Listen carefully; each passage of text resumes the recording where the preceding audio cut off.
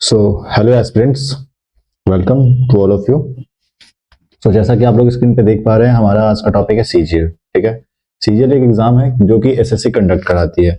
आइए सीजीएल के बारे में बहुत कम टाइम में कुछ जानने की कोशिश करते हैं। ठीक है, सो जैसा कि आप लोग देख पा रहे हैं स्क्रीन पे आपके आ रहा होगा टारगेट सीजीएल। मीन्स ये है कि सीजीएल को टारगेट कैसे कर सकते हैं, कौन लोग सीजीएल दे सकते हैं, कौन लोग इसके लिए एलिजिबल है, कौन एग्जाम कंडक्ट कराता है। इन्हीं सारे टॉपिक पे हम लोग एक छोटी सी वीडियो लेके आए, बात करते हैं। ठीक है, सो जो सीजीएल एग्जाम है वो हर साल कंडक्ट कराई जाती है। एग्जाम जून से जुलाई के महीने में होती है।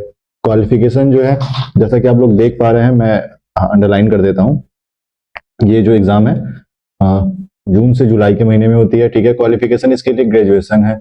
एज लिमिट मिनिमम 18 साल है और मैक्सिमम आप लोग देख रहे हैं 32 साल। ठीक है, वैकेंसी अप्रोक्स 8 से 10,000 हर साल आती है। ये जो नंबर है कभी ज्यादा भी हो सकता है, कभी कम भी हो सकता है। ठीक है, इसके अंदर जो जॉब है आपको वो ग्रुप बी और ग्रुप सी की मिलेगी। ठीक है, जो कि 4200 और 4600 ग्रेड पे की जॉब होती है। ठीक है, सो ये एक बेसिक सा इंफॉर्मेशन है। ठीक, अब आते हैं हम लोग एग्जाम पैटर्न पे कि सीजीएल का एग्जाम पैटर्न क्या है। ठीक है, तो एग्जाम ऐसे तो 3 फेज में बोला जाता है, लेकिन एग्जाम मेनली 2 फेज में होता है। एक तो होता है आपका प्रीलिम्स, दूसरा होता है आपका मेंस। ठीक है, तो प्रीलिम्स में 4 सब्जेक्ट होते हैं जो कि क्वालिफाइंग इन नेचर है। मेंस में कुछ सब्जेक्ट बढ़ जाते हैं। सब्जेक्ट बढ़ जाता है इन द सेंस कि कंप्यूटर बढ़ जाता है आपका और टाइपिंग टेस्ट बढ़ जाता है। तो पहले हम प्री डिस्कस कर लेते हैं, फिर हम लोग मेंस पे आएंगे। ठीक है, तो जैसा कि आप लोग देख पा रहे हैं रीजनिंग है। ठीक है, तो रीजनिंग 25 क्वेश्चन के होते हैं और इसके 50 मार्क्स होते हैं। ऐसे ही सारे सब्जेक्ट, रीजनिंग है, मैथ है, इंग्लिश है और जीके, चारों का वेटेज सेम होता है। ठीक है, प्रीलिम्स में 25 क्वेश्चंस होते हैं, मैथ्स के भी 25, इंग्लिश के भी 25 और जीके के भी 25।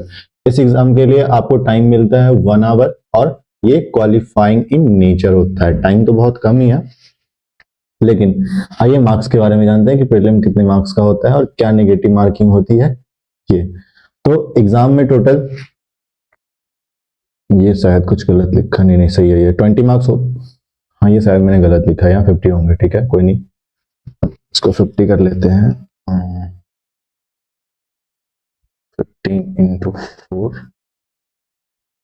सो अब हुआ सही।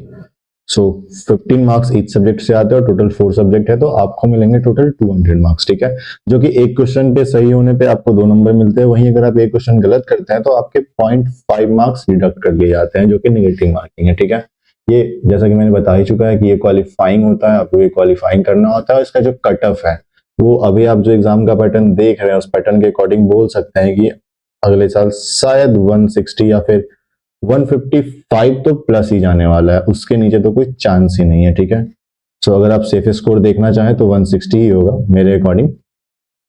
सो चलिए, ये तो प्री की बातें हुई। अब हम आते हैं मेंस के टॉपिक पे कि मेंस क्या होता है। ठीक है, तो जैसा आप देख रहे हैं मेंस का भी सब्जेक्ट ऑलमोस्ट लगभग सेम ही होता है। रीजनिंग भी यहाँ है, मैथमेटिक्स भी यहाँ है, इंग्लिश भी यहाँ है और जीके भी यहाँ है। ठीक है, तो एक्स्ट्रा क्या हो जाता है सब्जेक्ट में, तो ये है एक कंप्यूटर का जो कि क्वालिफाइंग होता है।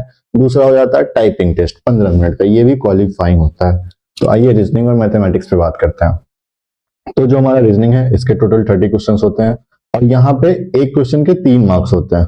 ठीक, तो 30 क्वेश्चन के कितने हुए, टोटल 90 मार्क्स हुए। और मैथमेटिक्स के भी सेम चीज है, यहाँ पे ये भी 30 क्वेश्चन है और यहाँ भी कितने आपको एक क्वेश्चन के 30 मार्क्स मिलेंगे। ठीक है, तो टोटल 180 हुए।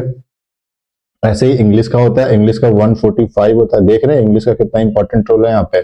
टोटल 45 क्वेश्चन, तो आपको इंग्लिश बहुत ज्यादा दिखेगा यहाँ पे मेंस में। ठीक है, रीजनिंग का एज इट इज 25 होता है, लेकिन यहाँ सारे, जैसा कि मैं बता चुका हूँ कि सारे सब्जेक्ट के 3 मार्क्स ही मिलते, एक क्वेश्चन के 3 मार्क्स होते हैं।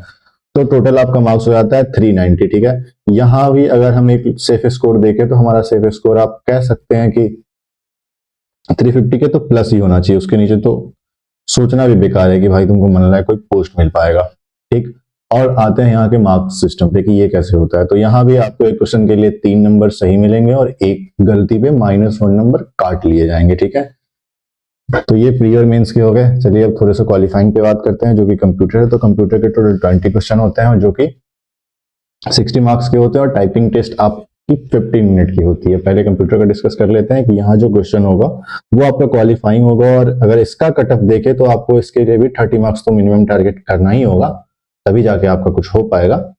तो ये कंप्यूटर की बात है और कंप्यूटर भी क्वालिफाइंग है क्योंकि ये जो नंबर है आपका ये 350 में, ना ही तो और ना ही ये 160 या फिर आप जो भी अचीव करते हैं उसमें तो ऐड नहीं होगा, ये क्वालिफाइंग होता है, आपको ये क्लियर करना पड़ेगा।